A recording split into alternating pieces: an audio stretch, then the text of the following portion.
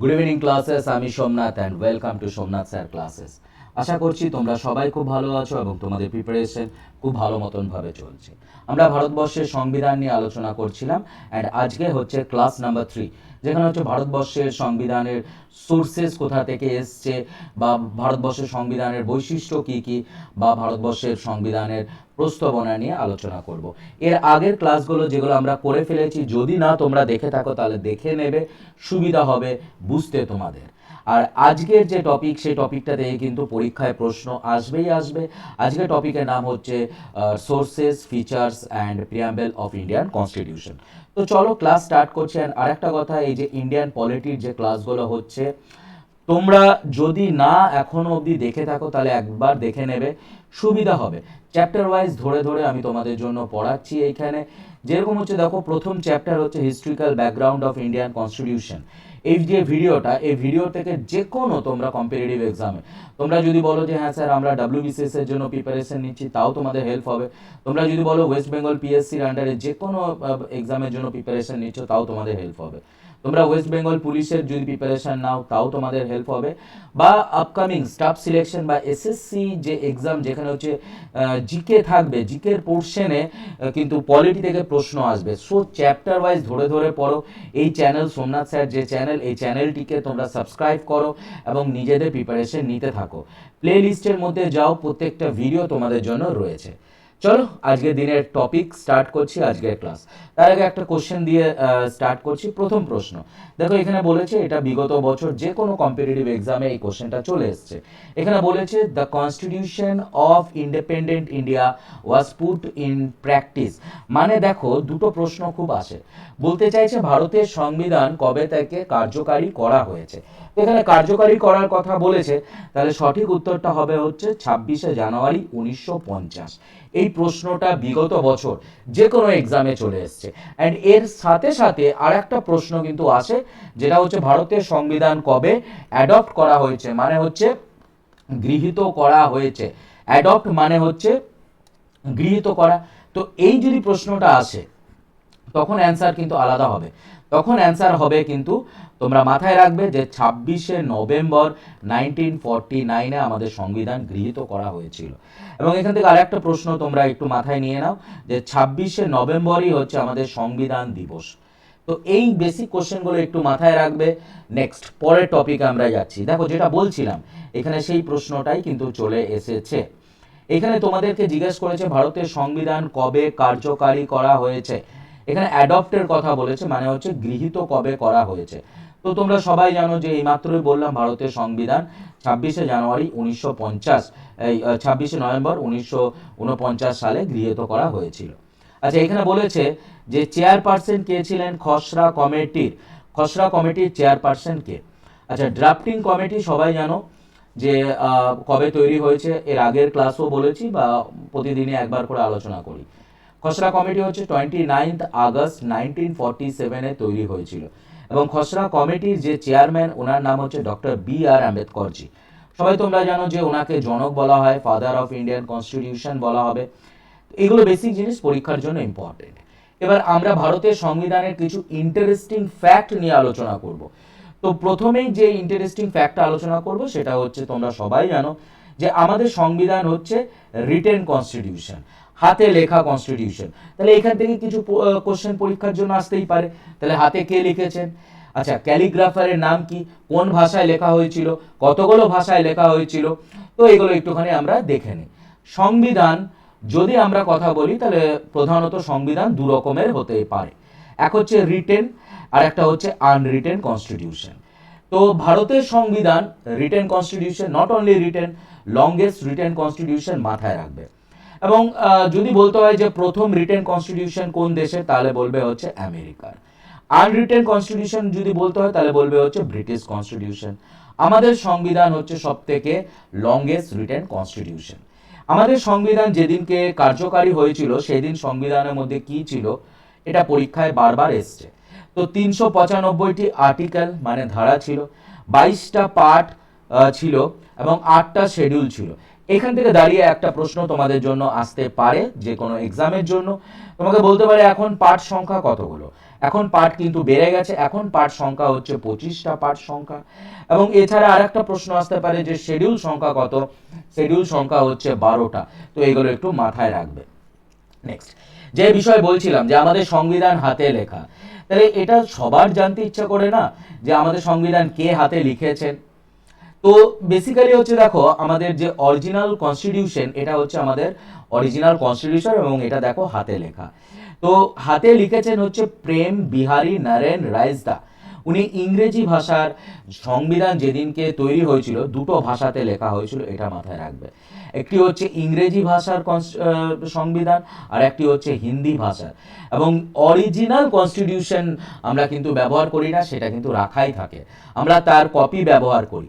And তোমরা দেখেছো সংবিধানের এই যে ডিজাইনগুলো, এই যে আর্কিটেকচারগুলো বা এই যে যে প্রত্যেকটা যে আর্ট ওয়ার্ক, এই আর্ট ওয়ার্কগুলো কে করেছেন, এই একটা প্রশ্ন আসে, সবাই তোমরা জানো ওনার নাম হচ্ছে নন্দলাল বোস।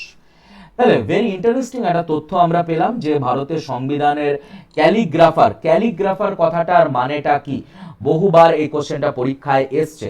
ক্যালিগ্রাফার মানে হচ্ছে art of good hand writing, যার হাতের লেখা ভালো তাকে বলা হয় যে art of good hand writing, তাকে বলা হচ্ছে ক্যালিগ্রাফার।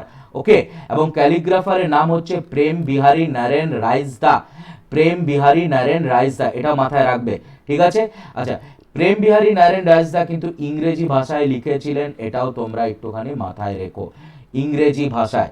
এবং হিন্দি ভাষায় লিখেছেন কে, বসন্ত কৃষ্ণ বৈদ্য। ওকে, তো উনি হচ্ছেন হিন্দি ভাষায় লিখেছিলেন। ওকে, নেক্সট এবারে দেখো ডক্টর বি আর আম্বেদকর জি, ওনাকে ফাদার অফ ইন্ডিয়ান কনস্টিটিউশন বলা হচ্ছে। প্রথম যে জিনিসটা তোমরা মাথায় রাখবে যে ওনাকে ভারতের সংবিধানের জনক বলা হয়। এছাড়া হচ্ছে দেখো উনি ড্রাফটিং কমিটি মানে হচ্ছে খসড়া কমিটির চেয়ারম্যান কিন্তু উনি ছিলেন।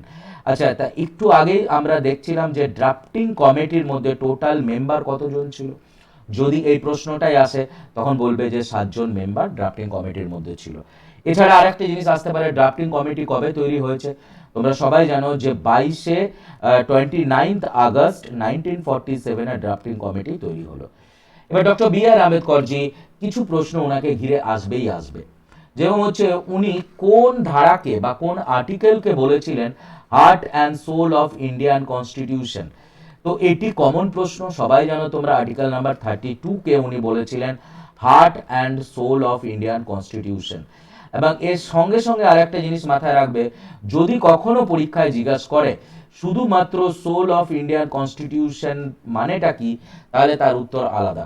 যদি সোল বলা হয় তখন উত্তর হবে হচ্ছে প্রস্তাবনা, মানে হচ্ছে প্রিয়াম্বেলকে বলা হয়। এছাড়া দেখো ডক্টর বি আর আম্বেদকর জি, ওনার যে পত্রিকা উনি পাবলিশ করতেন সেটা 1920 সালে উনি পাবলিশ করেছিলেন, পত্রিকার নাম হচ্ছে মুক নায়ক, MOOKNAYAK, মুক নায়ক পত্রিকা। 1000 বার কম্পিটিটিভ এক্সামে কিন্তু এটা জিজ্ঞেস করেছে। এছাড়া হচ্ছে দেখো উনি 1927 সালে 1927 যে সত্যাগ্রহ করেছিলেন তার নাম কি ছিল, তার নাম হচ্ছে মাহাদ সত্যাগ্রহ। অ্যান্ড এই মাহাদ সত্যাগ্রহতে উনি মানুষ স্মৃতি পুড়িয়ে দিয়েছিলেন, এটাও কিন্তু পরীক্ষায় প্রশ্ন আসতে পারে। উনি 1956 1956 সালে উনি বুদ্ধিজম নিয়েছিলেন, এই প্রশ্নটাও বা বুদ্ধ ধর্ম নিয়েছিলেন, এই প্রশ্নটাও কিন্তু পরীক্ষায় আসতে পারে। এছাড়া ওনাকে ভারত রত্ন দেওয়া হয়েছিল ওনার মৃত্যুর পরে 1990 সালে কিন্তু ভারত রত্ন দেওয়া হয়েছিল। এগুলো বেসিক জিনিস কম্পিটিটিভ এক্সামের জন্য একটু মাথায় রাখবে। এছাড়া হচ্ছে দেখো এইখানে তোমরা দেখতে পাচ্ছ হচ্ছে প্রস্তাবনার ছবি। তো প্রস্তাবনাকে প্রথমেই বলা হয় যে ভারতের সংবিধানের আত্মা, মানে হচ্ছে সোল অফ ইন্ডিয়ান কনস্টিটিউশন, এবং এই কথাটি বলেছিলেন ঠাকুরদাস ভারগাওয়াজি। প্রস্তাবনাতে কি দিয়ে স্টার্ট হচ্ছে, we the people of India দিয়ে স্টার্ট হয়। প্রস্তাবনার মধ্যে যে ডেটটি মেনশন থাকে সেই ডেটটি কি, এটা পরীক্ষায় 1000 বার এসছে। এই ডেটটি হচ্ছে 26শে নভেম্বর, যেটা হচ্ছে আমরা আমাদের সংবিধান যেদিনকে গৃহীত করেছি 1949-এ। ওকে, নেক্সট এই যে দেখতে পাচ্ছ এটাই হচ্ছে আমাদের সংবিধানের হাতে লেখা অরিজিনাল কনস্টিটিউশন। হাতে লিখেছেন কে, বহুবার পরীক্ষায় এই প্রশ্নটা এসছে, বলবে হচ্ছে প্রেম বিহারী নারায়ণ রাইসদা, উনি ইংরেজি ভাষায় এটা লিখেছিলেন। এবং এছাড়া হচ্ছে আর্ট অফ ক্যালিগ্রাফারের নাম অবশ্যই তোমরা মাথায় রাখবে। এই যে দেখো হচ্ছে প্রত্যেকটা পার্ট, এই যে পাঠ সংখ্যা, পার্ট নাম্বার 3-তে আমরা মৌলিক অধিকারের কথা জানতে পারছি। মৌলিক অধিকার ভারতের সংবিধানের 3 নাম্বার পার্টে আছে। তাহলে ভারতের সংবিধানে কতগুলো পার্ট আছে? 25টা পার্টে বিভক্ত রয়েছে। এগুলো বেসিক জিনিস। এনারই নাম হচ্ছে প্রেম বিহারী নারায়ণ রাইসদা। এই হলো হচ্ছে দেখো দুটো সংবিধান, একটি হচ্ছে ইংরেজি ভাষায় আমাদের সংবিধান লেখা হয়েছিল এবং আরেকটি হচ্ছে হিন্দি ভাষায়, কিন্তু আমরা এই অরিজিনাল সংবিধানগুলো কিন্তু ব্যবহার করি না, এগুলো আমাদের প্রিজার্ভ করাই রয়েছে। গণপরিষদের মিটিং চলছে, দেখতেই পাচ্ছ, সর্দার বল্লভভাই প্যাটেল। এছাড়া হচ্ছে গণপরিষদ, কনস্টিটিউয়েন্ট অ্যাসেম্বলি থেকে পরীক্ষায় প্রশ্ন আসবেই আসবে। এবার কিরকম কোশ্চেন সেগুলো আগের ক্লাসেও পড়িয়েছি। তো গণপরিষদের কনস্টিটিউয়েন্ট অ্যাসেম্বলির ডিমান্ড সবার প্রথম কে করেছিলেন? নাম মনে পড়ছে? এম.এন. রয়, মানবেন্দ্রনাথ রায়জি 1934-এ ডিমান্ডটা করেছিলেন। গণপরিষদের ডিমান্ড কংগ্রেস কবে করেছিলেন? এই একটা কোশ্চেন কিন্তু পরীক্ষায় আসে। কংগ্রেস ডিমান্ডটা করেছিলেন 1935-এ। গণপরিষদের প্রথম মিটিং কবে হয়েছে? এরকম ধরনের প্রশ্ন কিন্তু আসবে। তোমরা সবাই জানো যে ফার্স্ট মিটিং গণপরিষদের হলো হচ্ছে 9 ডিসেম্বর 1946 সালে কিন্তু মিটিং হলো। এবং এই সময় কি পার্মানেন্ট কোনো প্রেসিডেন্ট ছিলেন? না, পার্মানেন্ট ভাবে কোনো প্রেসিডেন্ট ছিলেন না। পার্মানেন্ট ছিলেন না, ডক্টর সচিতানন্দ সিনহাজি ছিলেন। এবং 11 ডিসেম্বর 1946 ডক্টর রাজেন্দ্র প্রসাদজিকে নিয়ে আসা হলো গণপরিষদের পার্মানেন্ট প্রেসিডেন্ট হিসাবে। এরপরে 13 ডিসেম্বর হচ্ছে অবজেক্টিভ রেজলিউশন নিয়ে আসা হয়। অ্যান্ড এই অবজেক্টিভ রেজলিউশন কে নিয়ে এসেছেন সেটাই কম্পিটিটিভ এক্সামে বহুবার কোশ্চেনটা দিয়েছে। তো তোমরা জানো যে জওহরলাল নেহরুজি নিয়ে এসেছিলেন 13 ডিসেম্বর 1946। এই অবজেক্টিভ রেজলিউশন পরে গিয়ে প্রস্তাবনার নাম নিয়েছিল, মানে হচ্ছে প্রিয়াম্বেলের নাম নিয়েছিল বা প্রিয়াম্বেল হয়েছিল, যেটা হলো হচ্ছে তোমরা সবাই জানো যে 22 জানুয়ারি 1947 হয়েছিল। এছাড়া এইখানে দেখতে পাচ্ছ তোমরা অরিজিনাল কনস্টিটিউশন, এবং এই যে প্রত্যেকটা সংবিধানের উপরে দেখো এরকম ডায়াগ্রামগুলো আছে। এই ডায়াগ্রামগুলো করেছেন হচ্ছে নন্দলাল বোস, অনেকবার তোমাদের সঙ্গে আলোচনা করেছি, মাথায় রাখবে। আচ্ছা, আমাদের সংবিধান আমাদেরকে কিছু অধিকার দিয়েছে, মৌলিক অধিকার। মৌলিক অধিকার হচ্ছে জাস্টিসিয়েবল, মানে হচ্ছে যে প্রথমের দিকে ভারতের সংবিধান আমাদেরকে 7টা অধিকার দিয়েছিল, এখন 6টি অধিকার আছে। জাস্টিসিয়েবল বা এনফোর্সিয়েবল মানে হচ্ছে যদি আমরা অধিকার না পাই তাহলে আমরা সুপ্রিম কোর্টে যেতে পারি বা আমরা হাইকোর্টে যেতে পারি। সুপ্রিম কোর্টে যেতে পারি আন্ডার দ্য আর্টিকেল নাম্বার 32 নিয়ে, অনেকবার এই কোশ্চেনটা দেয়। হাইকোর্টেও যেতে পারি আন্ডার দ্য আর্টিকেল হচ্ছে 226। বেসিক জিনিস মাথায় রাখবে। এছাড়া হচ্ছে ভারতের সংবিধান আমাদের 7টা মৌলিক অধিকার দিয়েছে, কিন্তু একটি অধিকারকে আমরা অ্যামেন্ড করে দিয়েছি। তো রাইট টু প্রপার্টি, সম্পত্তির যে অধিকার, এটি হচ্ছে আর্টিকেল নাম্বার 31-এর মধ্যে মেনশন ছিল। তো এটিকে আমরা লিগ্যাল একটা রাইট করে দিয়েছি, যেটার আর্টিকেল এখন 300-এতে রয়েছে। এখন অ্যাট প্রেজেন্ট ভারতের সংবিধানে 6টি মৌলিক অধিকার রয়েছে। ক্লিয়ার? আচ্ছা, আমাদের সংবিধান, ভারতের সংবিধান হচ্ছে partly rigid and partly flexible, মানে হচ্ছে সংবিধানের মধ্যে প্রভিশন আছে যে আমরা কোনো জিনিসকে অ্যামেন্ড করতে পারি। অ্যামেন্ড কথাটার মানে হচ্ছে চেঞ্জ করা। অ্যামেন্ড মানে হচ্ছে আমরা ভারতের সংবিধানকে চেঞ্জ করতে পারি। আর্টিকেল 368-এর মধ্যে রয়েছে। Okay, next. এরপরে দেখো এখানে একটা কোশ্চেন এসছে, the design of national flag was adapted by the constituent assembly. আমাদের যে জাতীয় পতাকা, এই জাতীয় পতাকা কবে আমরা গৃহীত করেছিলাম? তো আমরা নিয়েছিলাম হচ্ছে 22 জুলাই 1947। তো এখানে অপশন নাম্বার এ হচ্ছে সঠিক উত্তর। ক্লিয়ার? আচ্ছা, এখানে বলেছে যে সোল অফ ইন্ডিয়ান কনস্টিটিউশন মানে কি? মৌলিক কর্তব্য, মৌলিক অধিকার, ডিপিএসপি বা প্রস্তাবনা। তো আমি বারবার বলেছি, যদি সোল কথাটা লেখা থাকে তখন অ্যান্সারটা দাঁড়াবে কিন্তু প্রস্তাবনা। Excuse me. আচ্ছা, যদি হার্ট অ্যান্ড সোল থাকে তখন তোমরা বলবে যে ডক্টর বি.আর. আম্বেদকর জি বলেছিলেন আর্টিকেল নাম্বার 32 কে হার্ট অ্যান্ড সোল। এই হচ্ছে প্রস্তাবনা, দেখতেই পাচ্ছ খুব সুন্দর ডিজাইন রয়েছে, এবং এই ডিজাইনটা করেছেন হচ্ছে নন্দলাল বোস জি, এটাও মাথায় রাখবে। ক্লিয়ার? নন্দলাল বোস। ডিপিএসপি ভারতের সংবিধানে কত নাম্বার পার্টে রয়েছে? পার্ট নাম্বার 4-এ রয়েছে, 4 নাম্বার পার্ট, 36 থেকে 51। কোথা থেকে নিয়েছি? আয়ারল্যান্ড থেকে নিয়েছি। ডিপিএসপি কে novel features of Indian constitution কে বলেছেন? এই কোশ্চেনটা পরীক্ষায় আসে। তো নোবেল ফিচার্স বলেছিলেন হচ্ছে, তোমরা সবাই জানো যে ডক্টর বি.আর. আম্বেদকর জি বলেছিলেন। আচ্ছা, ভারতের সংবিধান আমাদেরকে ভোট দেওয়ার অধিকার দিয়েছে, যার আর্টিকেল হচ্ছে আর্টিকেল নাম্বার 326, এবং ইলেকশন কমিশনের আর্টিকেল হচ্ছে 324, এটা মাথায় রাখবে। আচ্ছা, আমরা ভোট দেই, আগে আমাদের ভোট দেওয়ার অধিকার ছিল হচ্ছে 21 বছর বয়স হলে আমরা ভোট দিতাম, এখন আর সেটা নেই, এখন হচ্ছে 18 বছর বয়স হলে ভোট দেওয়া যায়। তো এটা যে চেঞ্জ হয়েছে, অ্যামেন্ডমেন্ট হয়েছে, এটাই হচ্ছে 61তম অ্যামেন্ডমেন্ট, যেটা 1989-এ হয়েছিল রাজীব গান্ধীর গভর্নমেন্টের সময়। আমাদের ভারতের সংবিধানে এমার্জেন্সির প্রভিশন আছে, জরুরি ব্যবস্থা কয় রকমের? 3 রকমের আছে। ন্যাশনাল এমার্জেন্সি আর্টিকেল হচ্ছে 352, যেটা হচ্ছে স্টেট রুল বা প্রেসিডেন্টাল রুল, এর আর্টিকেল হচ্ছে 356। অর্থনীতি জরুরি ব্যবস্থা, যার আর্টিকেল হচ্ছে 360, এটাও মাথায় রাখবে। আচ্ছা, এখানে আরেকটা প্রশ্ন দেয় যে ন্যাশনাল এমার্জেন্সি আমরা কতবার ডিক্লেয়ার করেছি? ন্যাশনাল এমার্জেন্সি, তো এইখানে এই যে প্রশ্নটা আসে, ন্যাশনাল এমার্জেন্সি আমরা 3বার ডিক্লেয়ার করেছিলাম, আর্টিকেল 352। প্রথমবার 1962-তে ডিক্লেয়ার হয়েছে, এরপরে ডিক্লেয়ার করেছি 1971-এ, এবং এরপরে ডিক্লেয়ার করেছি 1975-এ। 1962-তে প্রথমবার হচ্ছে ইন্ডিয়া চায়নার যুদ্ধ সময় আমরা ডিক্লেয়ার করেছিলাম, এবং তোমরা সবাই জানো যে চায়নার সঙ্গে আমার বর্ডার আছে আমাদের, যেটা হচ্ছে ম্যাকমোহন লাইন 3917 কিলোমিটার, মাথায় রাখবে। এরপরে আমরা পাকিস্তানের সঙ্গে ডিক্লেয়ার করলাম, পাকিস্তানের সঙ্গে যখন যুদ্ধ হয়েছিল 1971-এ, যেখানে হচ্ছে বাংলাদেশ লিবারেট হলো, এটা মাথায় রাখবে। ওকে, বাংলাদেশ। আচ্ছা, 1975-এ ইন্দিরা গান্ধীজি ডিক্লেয়ার করেছিলেন ইন্টারনাল ডিস্টারবেন্স। ওকে, নেক্সট, এরপরে দেখো এখানে একটা প্রশ্ন এসছে, the preamble of the constitution is amended. আচ্ছা, ভারতের সংবিধানের প্রস্তাবনা কবে অ্যামেন্ড করা হয়েছে?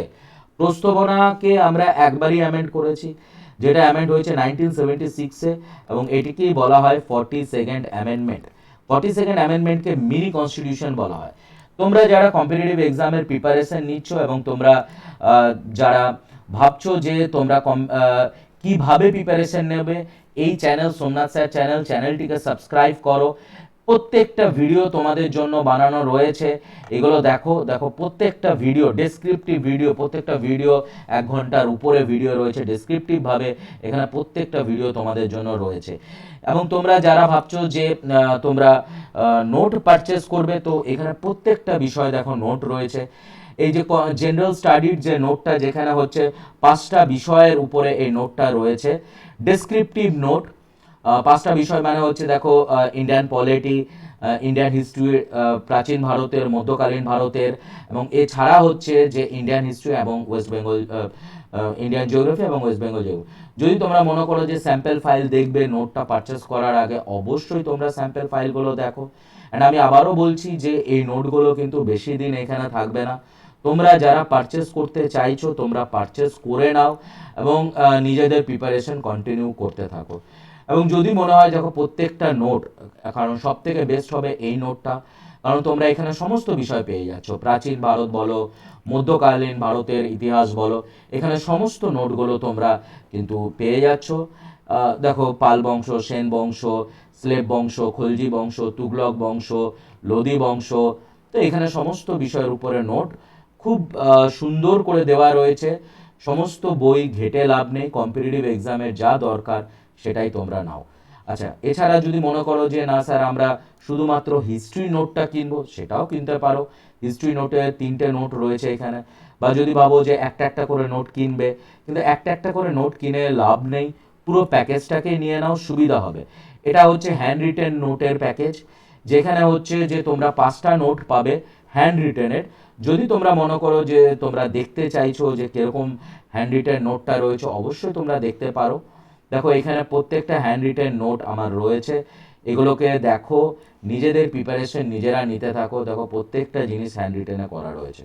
সো আর দেরি করো না, চ্যানেলকে সাবস্ক্রাইব করো এবং নিজেদের প্রিপারেশন নিজেরা নিতে থাকো।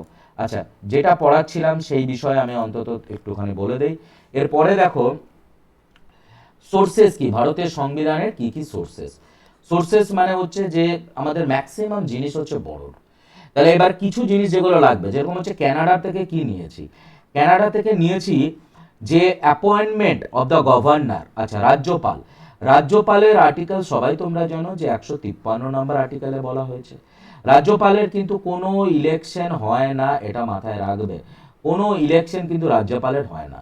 তাহলে রাজ্যপালের কি হয়? রাজ্যপালের হচ্ছে অ্যাপয়েন্টমেন্ট হচ্ছে। অ্যাপয়েন্ট কে করবেন? অ্যাপয়েন্ট হচ্ছে প্রেসিডেন্ট অ্যাপয়েন্ট করবেন। তো এই প্রসেসটা কিন্তু আমরা কানাডা থেকে নিয়েছি। অ্যান্ড আমাদের ফেডারেশন কিন্তু বেশি স্ট্রং হয়, এটা মাথায় রাখবে। সাউথ আফ্রিকা থেকে আমরা নিয়েছি হচ্ছে আমাদের অ্যামেন্ডমেন্ট প্রসিডিওরটা নিয়েছি। ভারতের সংবিধানের মধ্যে আমরা অ্যামেন্ড করতে পারি, আর্টিকেল নাম্বার 368 এর মধ্যে মেনশন করেছে।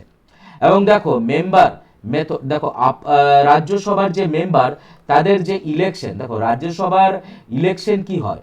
রাজ্যসভার ইলেকশন হচ্ছে ইনডাইরেক্ট ইলেকশন। ওকে, রাজ্যসভার মধ্যে টোটাল যে মেম্বার থাকে, টোটাল মেম্বার 250, যার মধ্যে নমিনেটেড মেম্বার থাকছে হচ্ছে 238 জন।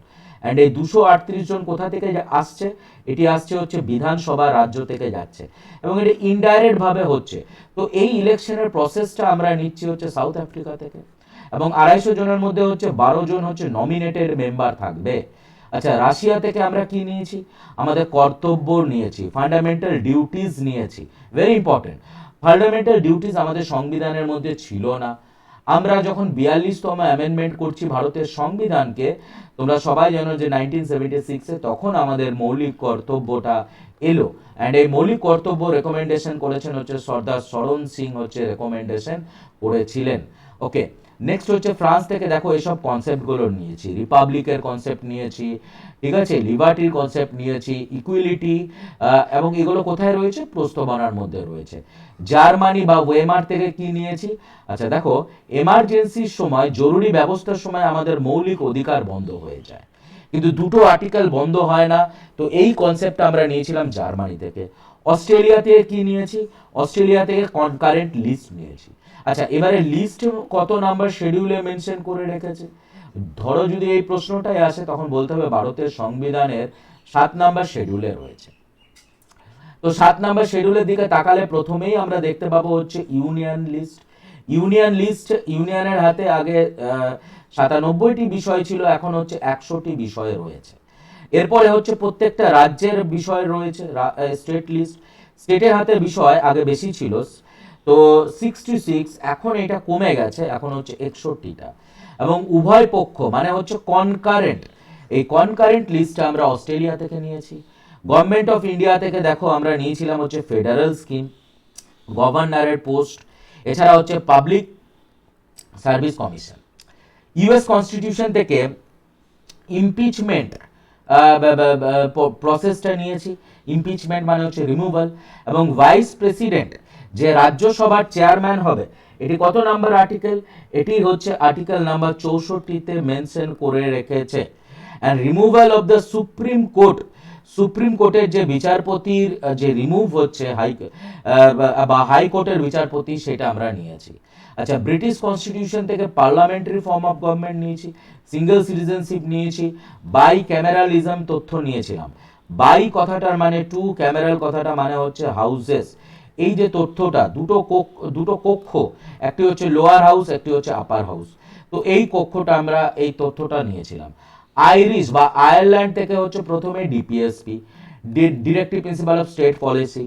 এবার আপার হাউসের মেম্বারের মধ্যে যে নমিনেশন হয় রাজ্যসভাতে নমিনেটেড পার্সন 12 জন, সেইটা নিয়েছি। এবং প্রেসিডেন্টের ইলেকশন, যার আর্টিকেল হচ্ছে 54তে কথা বলা হয়েছে, এবং 55তে প্রসেস অফ দ্য ইলেকশন বলেছে, এই কনসেপ্ট আমরা নিয়েছি। আচ্ছা, যেটুকুনি পড়লে the idea of the concurrent list কোথা থেকে নিয়েছি? The idea of the concurrent list হচ্ছে অস্ট্রেলিয়া থেকে নিয়েছি।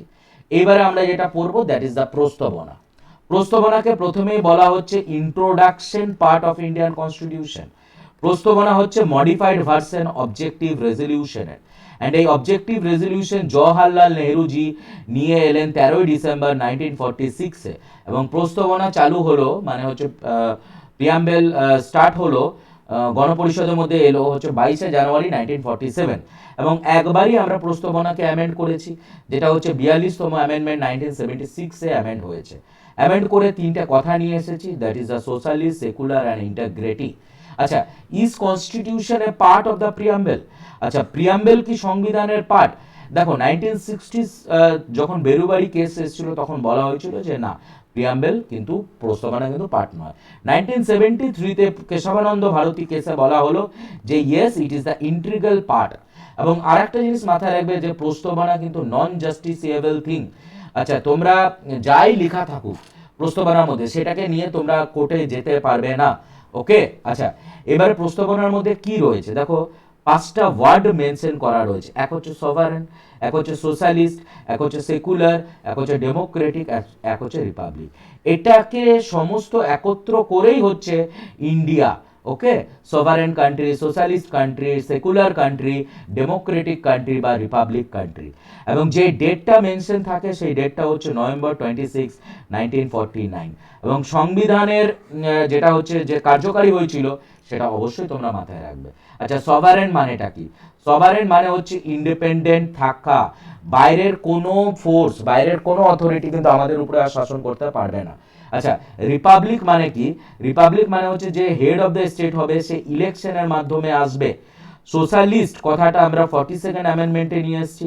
সেকুলার কথাটার মানে হচ্ছে যে আমাদের পার্টিকুলার কোনো সিঙ্গেল ধর্ম নেই বা একটি ধর্ম, এটা নয়। ভারতবর্ষ মানে হচ্ছে সমস্ত ধর্মের একত্র জায়গা। ওকে, আচ্ছা ডেমোক্রেটিক কথাটা গ্রিক থেকে এসছে। ডেমো মানে হচ্ছে পিপল এবং ক্রিটিক মানে হচ্ছে রুল, মানে হচ্ছে আমাদের দেশকে আমরাই শাসন করব। কিভাবে? যে ভোট দিয়ে শাসন করব। জাস্টিস, জাস্টিস দেখো সোশ্যাল জাস্টিস আর্টিকেল নাম্বার 38-এ মেনশন করে রেখেছে। পলিটিক্যাল জাস্টিস মানে হচ্ছে আর্টিকেল নাম্বার 326 যেখানে আমরা ভোট দিচ্ছি। ইকোনমিক জাস্টিস মানে হচ্ছে আর্টিকেল নাম্বার 39 যেখানে হচ্ছে ইকুয়াল পে ফর ইকুয়াল ওয়ার্কের কথা বলেছে। লিবার্টি, লিবার্টি মানে হচ্ছে ফ্রিডম এবং ধর্মের স্বাধীনতা আছে আর্টিকেল নাম্বার 19 যেখানে আমাদের 6টা স্বাধীনতার কথা উল্লেখ করে রেখেছে। ইকুয়ালিটি মানে হচ্ছে সমান। এখানে দুটো কনসেপ্টের উপরে প্রশ্ন আসে। ইকুয়ালিটি বিফোর ল, লয়ের কাছে সবাই সমান, এটা হচ্ছে ইউকে থেকে নিয়েছি। এবং ল সবাইকে ইকুয়াল প্রোটেকশন করবে, সেটা হচ্ছে ইউএসএ থেকে নিয়েছি, ইউনাইটেড কিংডম। আর একটা হচ্ছে United state of the America. আচ্ছা, এবারে হচ্ছে আর্টিকেল নাম্বার 14 থেকে 15 এখানে তাই বলা হচ্ছে ইকুয়ালিটির কথা বলেছে। ফ্র্যাটার্নিটি মানেটা কি? ফ্র্যাটার্নিটি মানে হচ্ছে ভ্রাতৃত্ববাদ, প্রেম ভালোবাসা। এবং এটি হচ্ছে ফান্ডামেন্টাল ডিউটি, যেটা হচ্ছে 51 ঢুকেছে, এটি আগে ছিল না। তো এই ছিল হচ্ছে ক্লাস। এবং অবশ্যই স্টাডি মেটেরিয়ালগুলো পারচেস করো। স্টাডি মেটেরিয়ালগুলো ancient Indian history, medieval history, modern Indian history, Indian geography, Indian polity, এবং এইগুলো পারচেস করো। সব থেকে বেস্ট হচ্ছে এই নোটটা, যেখানে হচ্ছে 5টা নোট তোমরা পেয়ে যাবে। এটা হচ্ছে শুধুমাত্র ইন্ডিয়ান পলিটির নোট, যেখানে 26টা চ্যাপ্টারে বিভক্ত রয়েছে। এটা একটা মাত্র স্যাম্পল। দেখা হচ্ছে নেক্সট ক্লাসে। এই চ্যানেলকে সাবস্ক্রাইব করো এবং পড়তে থাকো। Thank you all for watching. Thank you.